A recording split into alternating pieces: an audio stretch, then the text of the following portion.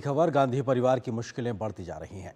National Herald मामले में सोनिया गांधी और राहुल गांधी का नाम चार्जशीट में आने के बाद कांग्रेस ने आज देश में अलग अलग शहरों में विरोध प्रदर्शन किया, तो बीजेपी ने कांग्रेस पर अपने पाप छुपाने का आरोप लगाया है। उधर रॉबर्ट वाड्रा की मुश्किलें भी कम नहीं हो रही। ईडी ने आज भी उनसे जमीन के से जुड़े एक मामले में लंबी पूछताछ की है। कांग्रेस इस कार्रवाई को राजनीति से प्रेरित बता रही है, तो बीजेपी ने गांधी परिवार के भ्रष्टाचार पर जमकर निशाना साधा है। भ्रष्टाचार पर एक्शन, भड़की कांग्रेस।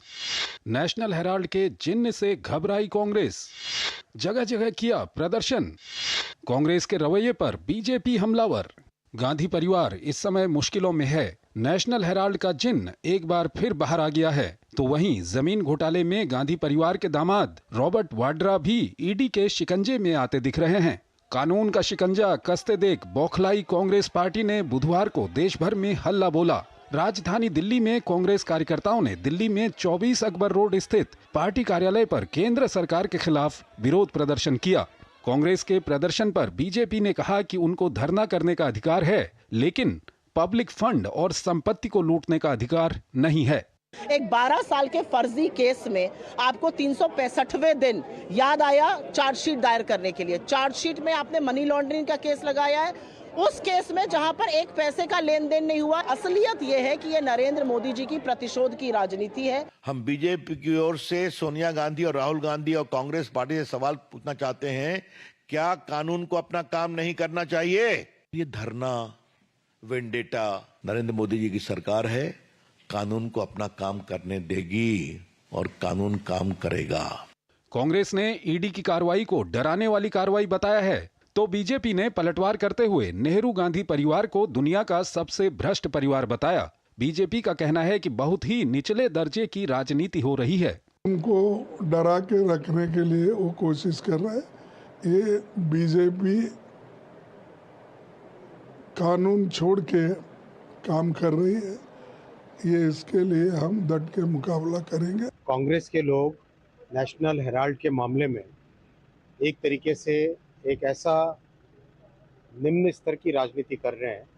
ये राजनीतिक मसला नहीं है, ये भ्रष्टाचार का मसला है और कांग्रेस को इसको ओन करना चाहिए। 3 अखबार थे, नेशनल हेराल्ड इंग्लिश में, नवजीवन हिंदी में, कौमी आवाज उर्दू में।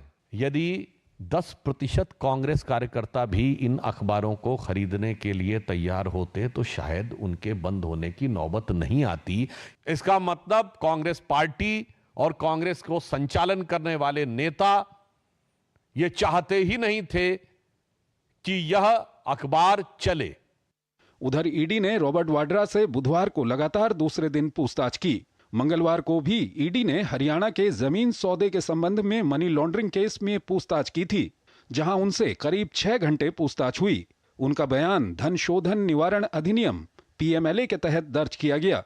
कारोबारी रॉबर्ट वाड्रा ने कहा कि वो सभी सवालों के जवाब देंगे, तो वहीं भाजपा प्रवक्ता ने कहा कि गांधी मॉडल ऑफ डेवलपमेंट से देश को सीखना चाहिए। मैंने अपनी स्टेटमेंट 2019 की निकलवाई और उनके सामने मैंने दिखाया कि यही सवाल, जो भी ये विषय में आपने बुलाया, इसके सवाल ऑलरेडी हो चुके हैं। मैं यही कहूंगा कि एजेंसियों का दुरुपयोग हो रहा है। कॉमर्स में इस परिवार का जवाब नहीं है। 50 लाख में 90 करोड़ की संपत्ति राइट ऑफ कर देना और हजारों करोड़ की संपत्ति का मालिकाना हक प्राप्त कर लेना, और दूसरे एक सदस्य जो मेंबर हैं 3 करोड़ में जमीन खरीदते हैं हरियाणा में और कमर्शियल यूज हो जाता है और 58 करोड़ रुपए में बेच देते हैं। तो ये तो इस देश को सीखना चाहिए कि ये जो गांधी मॉडल ऑफ डेवलपमेंट है, भ्रष्टाचार का इनका पूरा आचरण, शेयर की हेराफेरी करो, संपत्ति बनाओ, और ये सारी संपत्ति सरकार के द्वारा दी हुई थी। सोनिया और राहुल के लिए नेशनल हेराल्ड मामला और रॉबर्ट वाड्रा के लिए हरियाणा का जमीन सौदा पूरे गांधी परिवार के लिए मुसीबत का सबब बन गया है। ऐसे में कांग्रेस पार्टी अदालत से अलग सड़क पर उतरकर न्याय की गुहार लगाती नजर आ रही है। ब्यूरो इनपुट के साथ शैलेंद्र मिश्रा की रिपोर्ट, डीडी न्यूज। कांग्रेस नेता सोनिया गांधी और राहुल गांधी के खिलाफ नेशनल हेराल्ड मामले में ईडी ने चार्जशीट दायर की है। इस मामले में भाजपा नेता सुब्रमण्यम स्वामी ने 2013 में एक निजी शिकायत दायर की गई थी। इस शिकायत में सोनिया गांधी, राहुल गांधी और अन्य के खिलाफ आईपीसी की धारा के तहत मामले दर्ज किए गए थे। इस शिकायत में सोनिया गांधी, राहुल गांधी और अन्य के खिलाफ मामला दर्ज किया गया था। तमाम इसमें धाराएं भी लगाई गई थी, उसका भी जिक्र किया गया। तो उसके तहत 403, 406 और 420 के साथ साथ 120B के तहत भी आरोप लगाए गए थे। ये क्योंकि उस समय आईपीसी की धाराओं के तहत ये पूरा मामला दर्ज हुआ। 2010 में एजीएल, यंग इंडियन और कांग्रेस पर आपराधिक साजिश रचने का आरोप लगाया गया था। उसके बाद ये पूरा मामला आगे बढ़ा था। एजीएल की करीब 2000 करोड़ रुपए की संपत्तियों को हस्तांतरित करने का आरोप था। उसके बाद ये पूरे मामले की जांच हुई थी और मामला कोर्ट में है।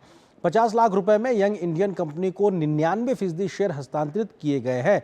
ये अपने आप में दिखाता है 50 लाख रुपए में 2000 करोड़ की संपत्ति हासिल करना। एजीएल की ज्यादातर संपत्तियों का मालिकाना हक सोनिया गांधी और राहुल गांधी के पास है, क्योंकि 76% शेयर इनके ही यंग इंडियन कंपनी में है। यंग इंडियन को सेक्शन 25 के तहत कंपनी के रूप में नियमित किया गया था। ये अपने आप में पूरे प्रावधान का हम जिक्र भी कर रहे हैं। जांच में पाया गया है कि कंपनी ने वर्षों तक कोई चैरिटेबल गतिविधि नहीं की है, यानी कि जिस तरीके का कंपनी बनाई गई थी, जो उसका काम था, वो उसने किया ही नहीं। पूरे मामले में मनी लॉन्ड्रिंग की बात सामने आई है, जिसके बाद ईडी ने इस पूरे मामले में जांच की थी। उसके बाद चार्जशीट दिखाई पड़ी है। एजीएल के शेयर और संपत्तियों का अवैध तरीके से उपयोग किया गया है और इन्हीं सब चीजों की जांच हुई है, जिसमें ईडी ने अपने उसके बाद चार्जशीट दाखिल की है। एजीएल की संपत्तियों को 20 नवंबर 2023 को अटैच किया गया, क्योंकि ये ईडी ने कार्रवाई की थी। उसके बाद में ये संपत्तियों को अटैच किया गया था। एजीएल की व्यावसायिक संपत्तियों से लाभ प्राप्त करना था धोखाधड़ी का उद्देश्य, और ये अपने आप में एक बड़ा सवाल खड़ा करता है।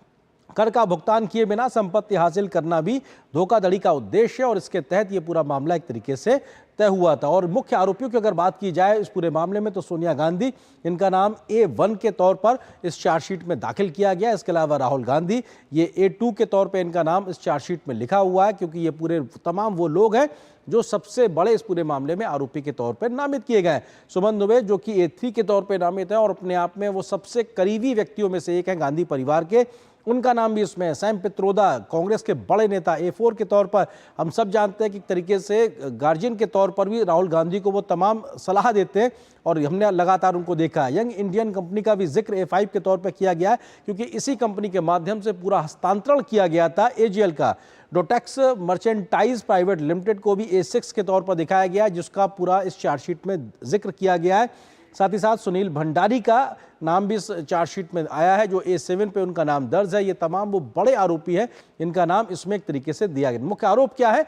आपराधिक षड्यंत्र और धोखाधड़ी के माध्यम से एजीएल की 2000 करोड़ रुपए की संपत्तियों का अवैध अधिग्रहण किया गया है। कांग्रेस पार्टी द्वारा एजीएल को दिए गए 90 करोड़ के ऋण को यंग इंडियन के मात्र 50 लाख रुपए में अधिग्रहित कर लेने का एक तरीके से आरोप है। यंग इंडियन के जरिए एजीएल के शेयर लिए गए और संपत्तियां अपने नियंत्रण में ले ली गई, ये अपने आप में आरोप है। ये तमाम वो बड़े आरोप है जो कि एक तरीके से चार्जशीट के माध्यम से लगाए गए हैं कि आखिर ये पूरा मामला क्या है और मुख्य आरोप क्या है। ये तमाम